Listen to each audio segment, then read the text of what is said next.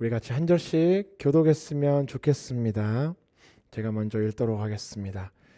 말을 마침에 야고보가 대답하여 이르되 형제들아 내 말을 들으라.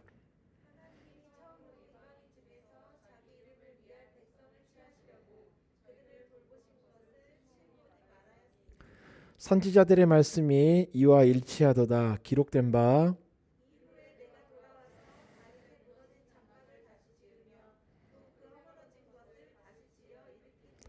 이는 그 남은 사람들과 내 이름으로 일컬음을 받는 모든 이방인들로 주를 찾게 하려 함이라 하셨으니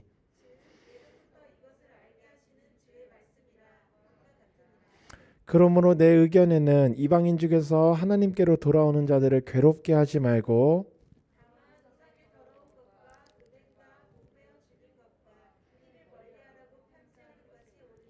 함께 읽겠습니다. 시작. 이는 예로부터 각 성에서 모세를 전하는 자가 있어 안식일마다 회당에서 그 글을 읽음이라 하더라. 아멘. 오늘 말씀의 제목을 같이 읽어보겠습니다. 함께 읽어볼까요? 시작. 반드시 지켜야 할 것입니다. 우리 지난주 말씀 제목 혹시 기억나세요?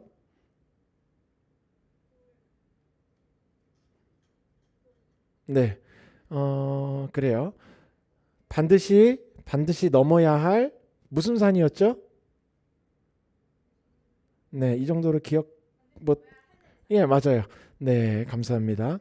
반드시 넘어야 할 할례의 산이었어요.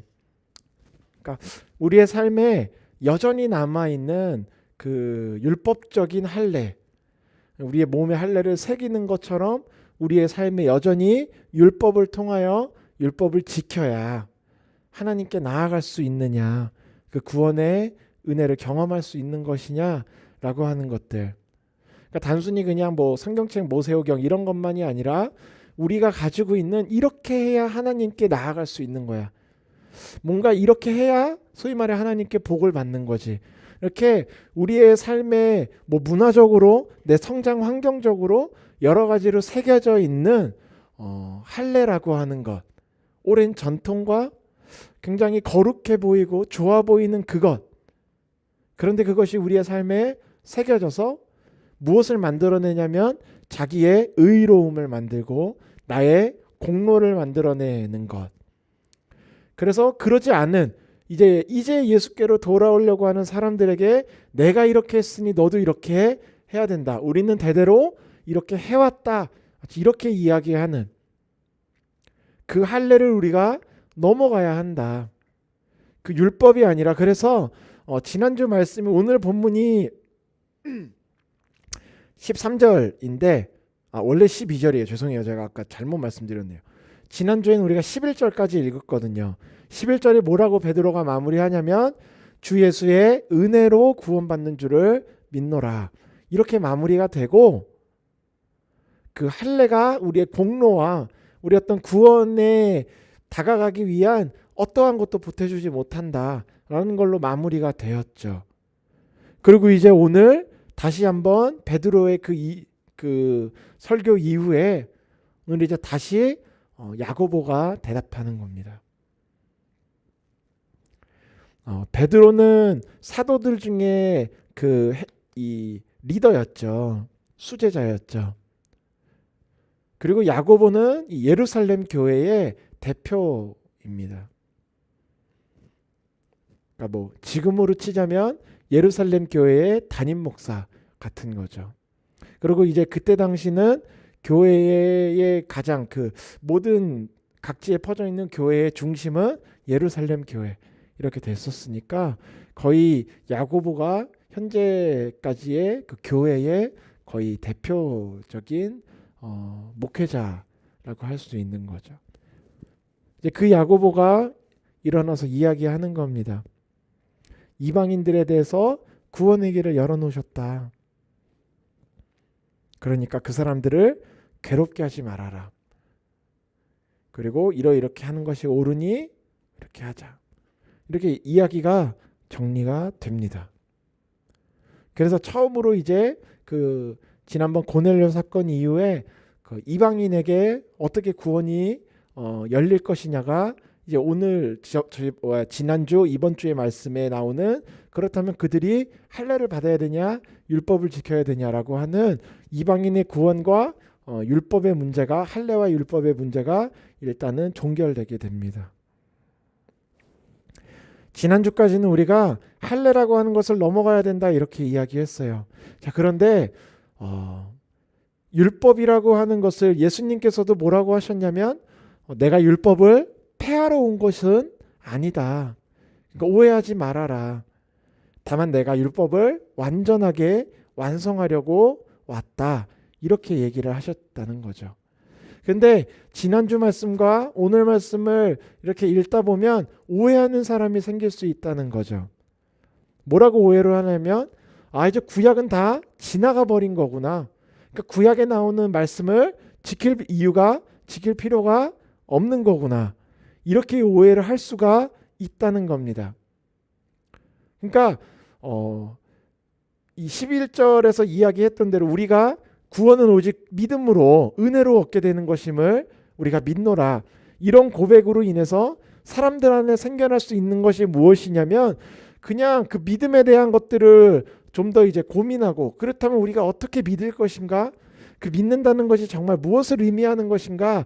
이렇게 발전해 나가는 사람들도 있지만 또 많은 사람들은 어떻게 왜곡되게 받아들일 수 있냐면 그건 믿음으로 하는 거니까 우리가 어떻게 살아도 상관없는 것이네.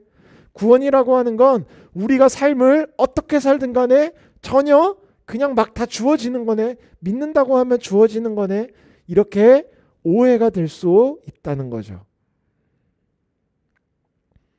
그래서 오늘 말씀은 뭐냐면 우리가 할례의 산을 넘었습니다. 은혜의 강가에 나왔어요.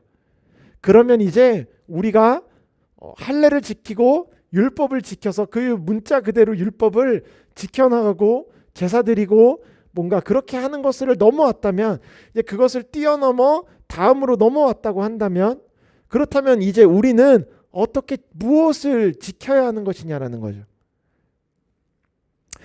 오늘 제목에 이 지키다라고 하는 의미가 율법을 지키다 이런 의미를 하는 것이 아니라 우리가 그리스도인으로서 세상을 살아가면서 우리에게 하나님이 주신 자유함을 가지고 우리의 삶을 그리스도인의 세상에서 하나님의 나라를 확장해 나갈 때 우리가 마지막까지 우리의 삶에 지켜내야 되는 본질이 무엇이냐는 것을 이야기하려는 겁니다.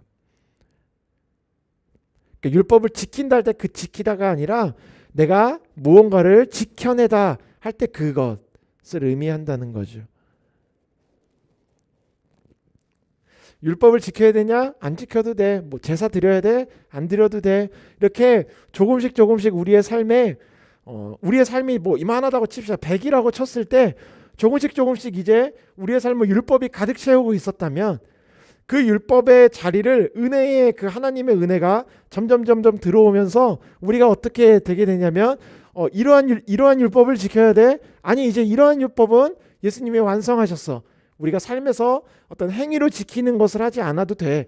이렇게 넓어지고 오다 보면 우리의 삶에 가장 핵심적인 한 가지가 남게 되고 그 이외의 것들에 대해서는 하나님이 예수께서 우리에게 완성하심으로 인해 우리의 어떤 삶에서 지켜나가야 되는 그것을 문자 그대로 지켜야만 하는 이러한 것으로는 아니라는 거죠.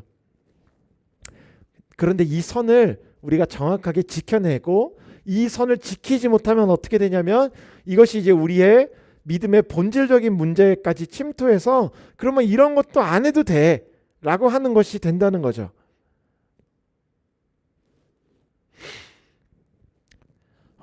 뭐 예를 들면 이런 거죠. 바울이 뭐라고 하냐면 우리가 믿음의 선한 싸움을 싸워가라고 합니다. 그러니까 싸워서 이기면 뭐 하나님이 거두어주고 싸웠는데 믿음의 선한 싸움을 하다가 지고 실패하면 하나님이 버리고 이렇게 하는 것은 아닌데 반드시 우리에게 바울이 거듭나서 하나님을 믿는 자라면 그때부터 우리의 삶에 계속해서 어떠한 것이 이루어져야 된다라고 얘기를 하냐면 믿음을 지키며 세상이 우리의 믿음을 침범해 올 때 그것을 선한 싸움을 싸워가라 이렇게 이야기를 한다는 거죠. 그것을 능력을 주시는 분도 하나님이고 그러한 마음을 지켜주시는 분도 성령께서 하시는 거예요. 그리고 서로 우리가 그것을 우리의 능력이 부족하고 우리가 연약해서 넘어져서 그 싸움에서 진다 할지라도 하나님은 우리에게 은혜를 베푸시고 다시 한번 일으켜서 승리하게 하실 줄로 믿습니다. 그런데 그것이 자칫 우리에게 오해가 되어서 싸움 자체를 안 해도 된다, 그냥 대충 살아도 돼, 이렇게 가면 문제가 된다는 거죠. 그런 의미로 우리가 우리의 삶에서 문자적인 율법을 지키는 것이 아니라 우리가 그렇다면 과연 그리스도인은 어떠한 것에 대해서는 절대 타협하지 않고 지켜내야 하는 것인가라는 것을 생각해 봐야 된다는 거예요. 다른 것들은 다 세상의 어떤 문화와 시대적 상황과 그 상대방의 어떤 마음과 그 사람의 믿음의 어떤 성숙함에 따라 여러 가지가 이렇게 조절될 수는 있다는 거죠. 행위적인 부분이요. 하지만 절대 그리스도인들 안에서 타협될 수 없는 부분은 반드시 있다는 겁니다.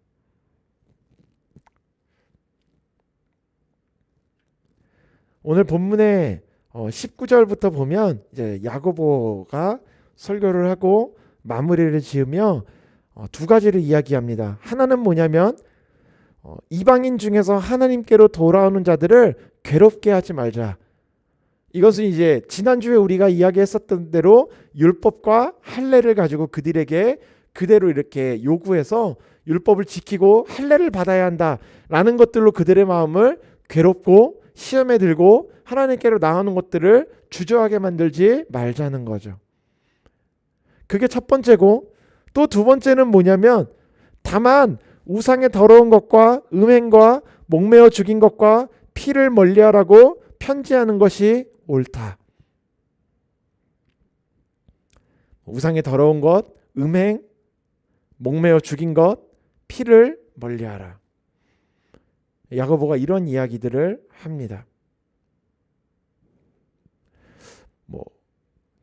가장 중요한 건 이제 로마 시대에는 신이 아주 많았거든요. 그러니까 우리가 알고 있는 그리스 시대로부터 넘어온 그 제우스 신이나 포세이돈 이런 애들만이 아니라 그런 것들이 이제 소위 말하는 주신이거든요. 주신들. 그리고 그 밑에 이제 그 신들이 엄청 많아요. 신들이 부리는 굉장히 많아서 그냥 점점 만들어가는 대로 다 신이라고 할 수 있었다고 하죠. 지금 약간 요즘 시대 일본과 비슷한 느낌이다, 이렇게 이야기를 하는데,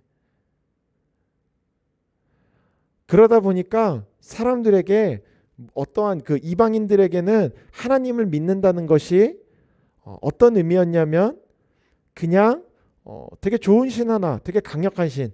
왜냐하면 이때 당시에는 복음을 전하고 그 복음의 능력이 나타나서 막 귀신 들린 자 쫓겨나고, 그 일종의 그 영적인 파워 싸움에서, 파워 게임에서 이 하나님의 능력이 엄청나게 나타났거든요.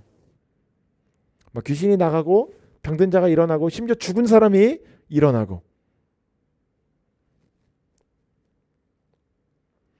그러니까 사람들이 야 진짜 강력한 신이구나, 야 그 이스라엘의 그 야훼라고 여호와라고 하는 신이 진짜 강력한 신인가 보다, 야 그러면 이 신을 안 믿을 이유가 없지, 이렇게 받아들이는 사람들이 마치 그냥 자기 집에 그 제우스 신상을 놔두는 것처럼 그냥 십자가 같은 거 놔두거나 아니면 그냥 하나님의 어떠한 것들을 놔두고 나도 하나님을 믿는다고 그렇게 이야기하는 사람들이 많았다는 거죠.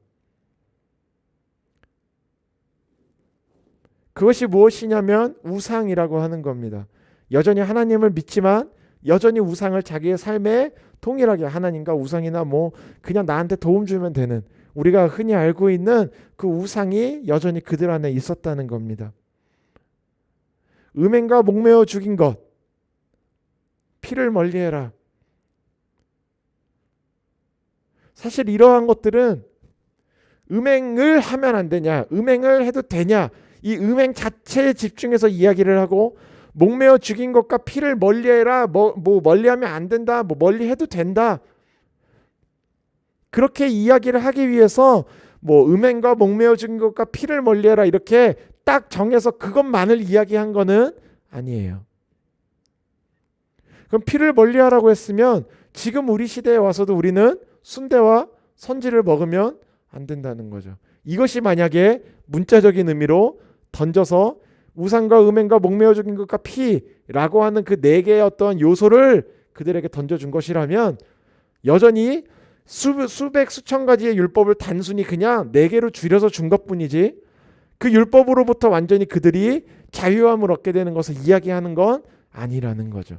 또 다른 멍해가 또 다른 새로운 멍해가 그들에게 주어지는 꼴이 돼버린다는 겁니다.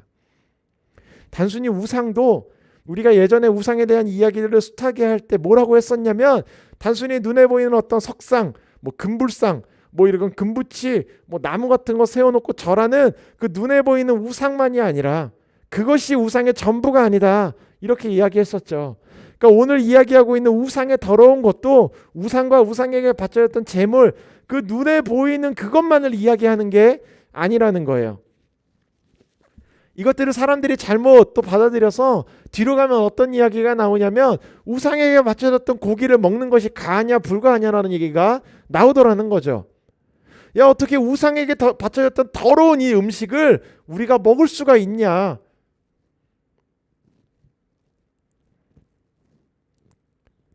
당시에는 왜 이것이 논란이 됐냐면 그러면 우상에게 안 바친 고기 먹으면 되잖아. 꼭 굳이 그 고기를 먹어야 돼?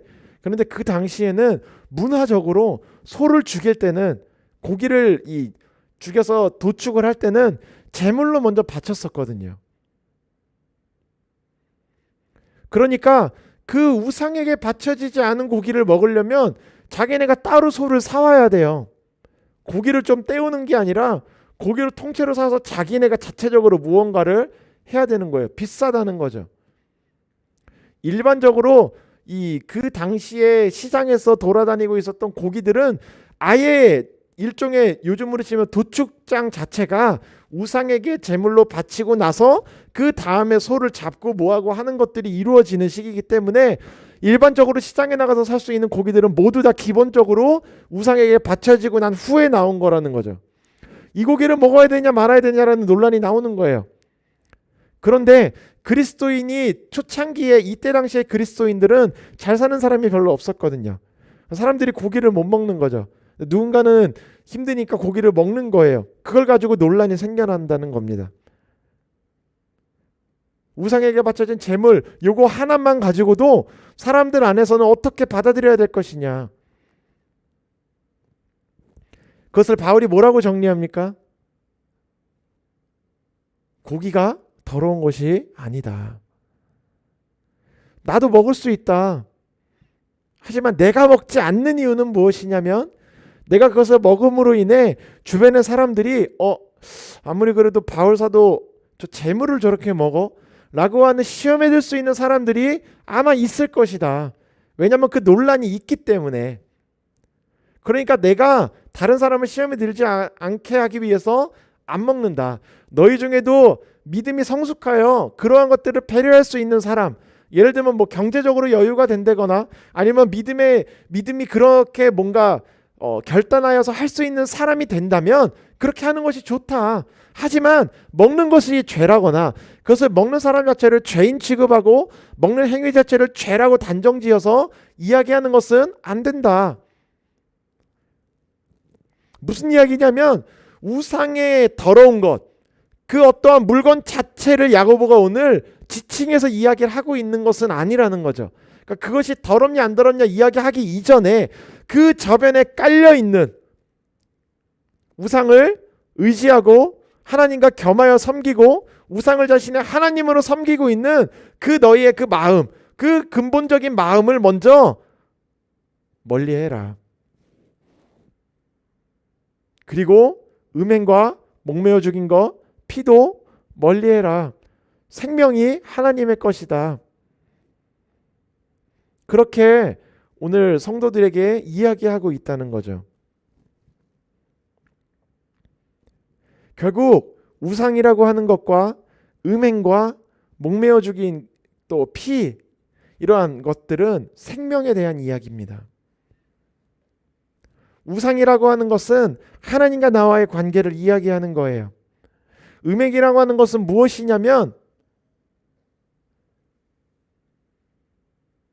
하나님이 나에게 평생을 함께하라고 짝지어 주신 한 몸을 만들어 놓으신 그 배우자를 버리는, 자, 배우자는 무엇을 이야기한다고 했냐면 예수 그리스도와 나와의 온전한 연합을 하나님께서 우리에게 알려주시는 모습이 남자와 여자가 부모로 떠나 한 몸을 이루는 그 이야기라고 했습니다.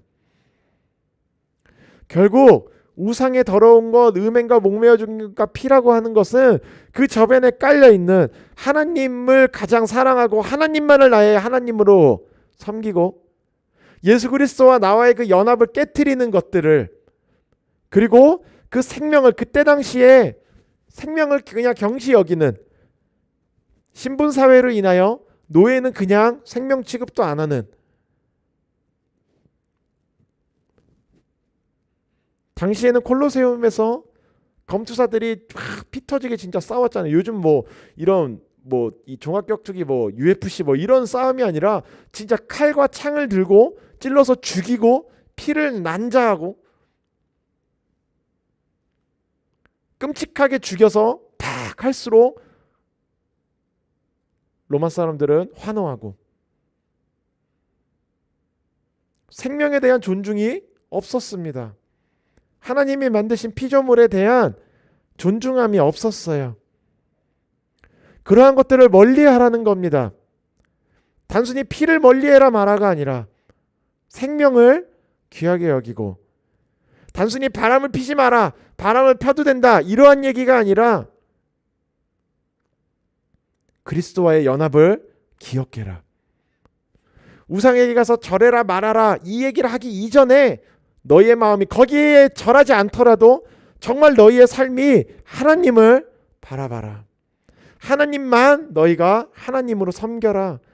이러한 이야기들을 오늘 이방인들에게, 이제 하나님께로 돌아오고 있는 이방인들에게 이야기하라는 겁니다. 자, 그렇다면 지금 2020년을 살고 있는 우리 그리스도인들에게 주어지는 반드시 우리가 지켜내야 할 것은 무엇일까요? 뭔가 제가 생각할 때 우상에게 바쳐졌던 재물을 먹는 것이 가냐 가지 않냐, 이러한 논쟁이 아마 지금 우리 시대로 왔을 때 가장 비슷한 걸 찾는다면 그리스도인이 술을 먹는 것이 가합니까? 가지 않습니까? 아마 이런 이야기와 연결될 수 있지 않을까요? 제 교회 다니는데 술 먹더라. 이렇게 가는, 재물에게 바쳐진, 어떻게 우상에게 바쳐진 재물을 먹어? 그것이 본질이 아니라는 거죠. 바울이 이야기했듯 우상에게 바쳐진 재물 그 자체를 더럽게 여겨서 뭔가 우상에게 바쳐지는 순간 그 고기 덩어리에 뭔가 막 영적인 저주가 막 임해서 이 고기를 막 먹으면 어떻게 된다, 마치 이런 느낌처럼, 뭔가 큰일 나는 것처럼, 마치 그리스도인들이 술을 마시면 그 술이 막 가서 막 영혼을 막 이렇게 까맣게 만드는 막 이런 느낌처럼 생각을 해서 술을 먹으면 안 된다 라고 얘기하는 것이 과연 우리가 지켜야, 반드시 우리가 끝까지 지켜야 되는 그리스도인의 본질이냐는 거죠. 단순히 술 먹는 이야기를 하자고 오늘 설교를 하는 것이 아니라 그러한 것처럼 우리의 삶에는 굉장히 중요한 것처럼 우리가 지키고 싸우고 교회에서 막 피 터지게 얘기를 하지만 사실 교회의 본질이 아닌 것이 너무 많아요. 헌금을 해야 되냐, 하지 않아야 되냐, 주일의 예배를 나와야 되냐, 나오지 않아야 되냐, 금식을 해야 되냐, 말아야 되냐, 얘기하자면 너무 많은 거죠. 세상으로 나가면 더 많아집니다. 내가 살아가고 있는 삶의 현장에서 겪게 되는 고민과 갈등들이 너무 많은 거예요.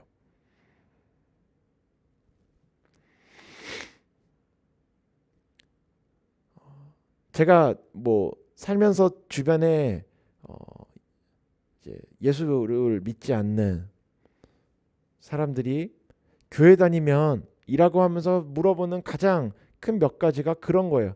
교회 다니면 헌금해야 되잖아. 교회 다니면 술 먹으면 안 되잖아.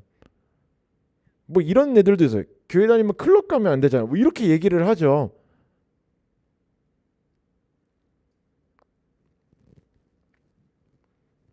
우리 한번 생각해 봅시다. 그 사람한테 어떻게 얘기해야 될까요? 맞아. 교회 오면 술 먹으면 안 돼. 뭐 좋게 얘기해서 믿기 전에는 그랬는데 믿기 전에는 뭐 얼마든지 그렇게 살 수 있지. 근데 예수님을 믿고 소위 말해 깨끗해진 다음에는 그렇게 더러운 거 하면 안 돼. 이렇게 얘기를 하면 어려워진다는 거죠. 더 본질, 제가 지금 얘기하는 건 자, 술을 안 먹고 경건한 삶을 살면 좋아요. 그걸 나쁘다고 이야기하는 것이 아닙니다. 그런데 그것이 정말 본질로 내려가서 그 사람이 예수께로 오느냐 오지 않느냐를 다루는 문제가 됐을 땐, 쉽게 말하면 그 사람의 영원한 생명이 달린 이야기를 할 때는 그 사람의 술을 먹냐 안 먹느냐가 그렇게 중요해요? 아니라는 거예요. 제가 지난주에 이야기했었던 그 주일에 막 되면은 스트레스 막 이 주중에 스트레스 받고 술 팍 먹고서 이제 막 술 냄새 팍팍 풍기면 그쪽 되게 조그마한 교회였는데 앞에 앉아가지고 술 냄새 쫙쫙 풍기는 그런 자매가 와요. 신기한 건 매주 잘 와요. 아주 매주 잘 와요. 나중에는 담임 목사님 사모님이 막 와서 그러더라고요. 누구는 술 냄새 이런 얘기를 하더라고요. 제가 그랬어요. 그래도 예배 가운데 오는 게 이쁘잖아요.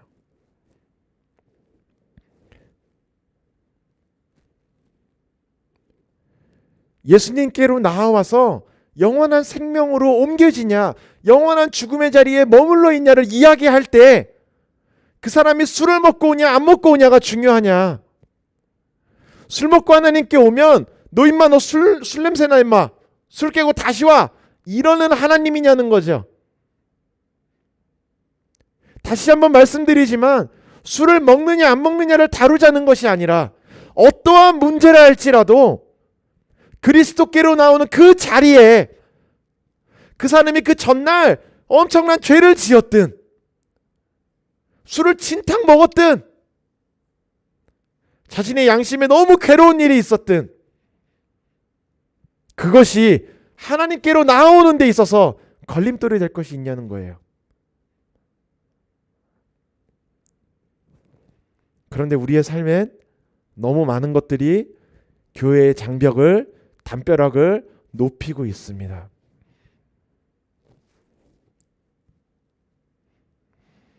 그런 얘기가 있어요. 미국에 아직 그 노예제도가 막 폐지되고 아직은 그러한 인식들이 사람들한테 많이 남아있던 시절에 어떤 흑인이 가다가 교회 예배가 너무 하고 싶어서 들어갔어요. 그런데 백인 교회였던 거죠. 명칭이 너무 웃기지만 백인들이 하고 있는 교회였던 거죠. 들어갔다 어떻게 됐을까요? 쫓겨났어요. 그 사람이 너무 낙심한 마음에 교회 밖으로 나와서 문 밖으로 나와서 가려고 하는데 너무 마음이 힘든 상황인 거죠. 근데 그 옆에 어떤 사람이 자신에게 이렇게 얘기를 하더래요. 너도 쫓겨났냐? 사실 나도 쫓겨났다. 하고 보니까 예수님이더라.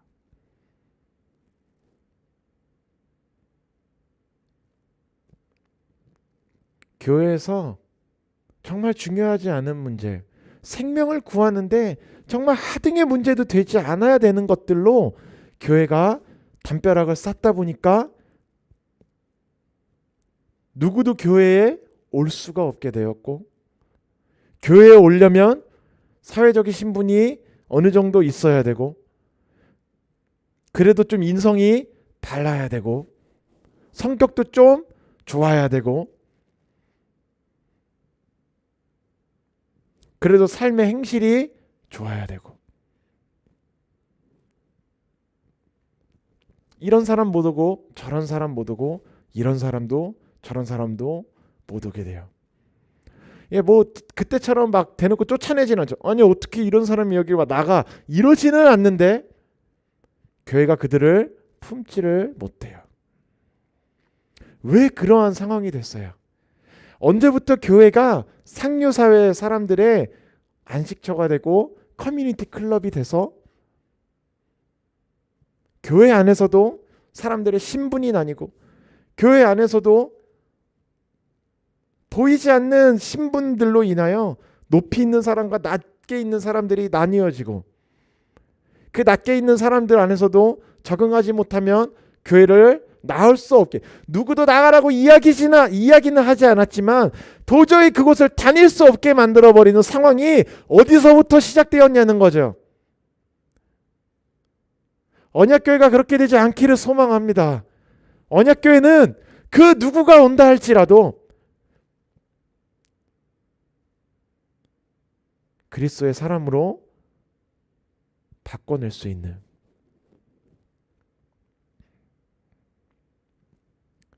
그 문제가 해결되기 위해선 어디서부터 그 문제가 시작됐냐를 봐야 되는데 어디서부터 그 문제가 시작되었냐면 우리가 또다시 할례의 산을 되돌아 올라가고 우리가 반드시 지켜내야 되는 것이 아닌 정말 비본질적인 것들을 가지고 교회에서 우리의 공로를 쌓고 정말 지켜야 되는 것들은 정작 내버려두는 그렇게 해서 사람을 내보내게 된다면 우상의 더러운 것은 안 먹었을지언정 정말 본질적으로 지켜야 되는 생명에 대해서는 잃어버리고 있는 교회인 겁니다.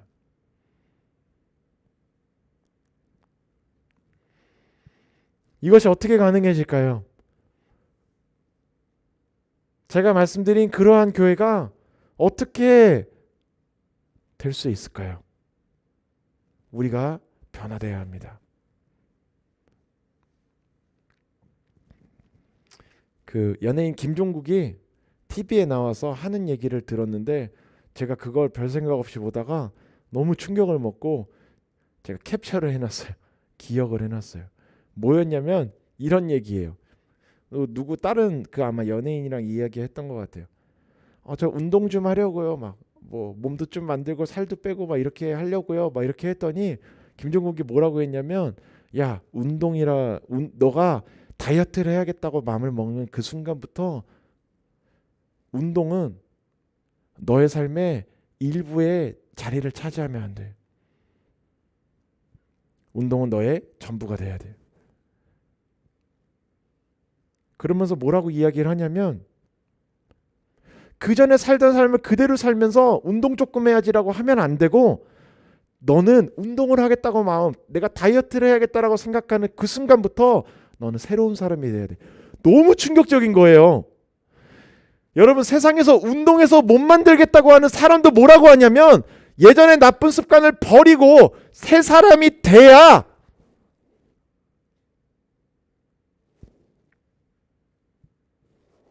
저한테 하는 얘기 같은 거죠.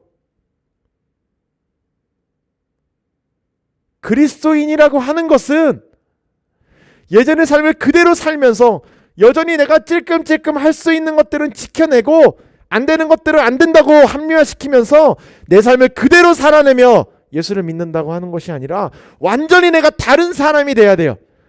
내가 복음을 믿겠다고 하는 그 순간부터는 반드시 내가 다른 사람이 되어야 합니다. 그러지 않고는 운동은 하지만 효과 없는 것처럼 제가 평안이 났고 살이 엄청 많이 쪘었어요. 근육도 다 빠지고 살도 진짜 많이 쪘었는데 살을 아무리 뭐 이것저것 다 해봐도 효과가 없는 거예요. 그러다가 아내가 저한테 그런 얘기를 했어요. 단 거를 끊어. 제가 절대 끝까지 포기할 수 없었던 그 달달한 콜라 한 잔, 스타벅스 카라멜 마키아토 이런 거요. 끊을 수가 없는 거죠. 너무 힘들 때 콜라 한 잔 딱 마시면 너무 살 것 같은 그거를 포기할 수가 없는 거예요. 그러니까 안 빠져요.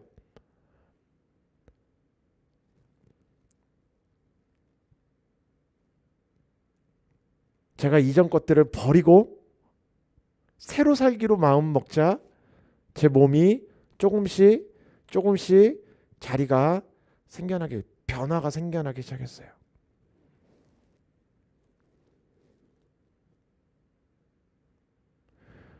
사랑하는 언약교회 성도 여러분, 교회가 되려면 우리가 정말 아름다운 교회를, 이제 우리 3년 돼가거든요. 만 3주년이 돼갑니다. 그러기 위해서 우리가 정말 성경에 나오는 정말 하나님이 기뻐하시는 교회가 되기 위해서 우리는 그 이전에 가지고 있었던 그 모든 것들을 버려야 합니다. 오직 한 가지만 지켜야 돼요. 내가 예수로 인해 살았다. 내가 다시 태어났다.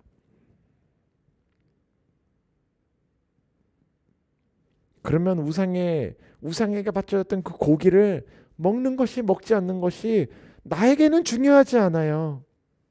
나는 먹어도 돼요.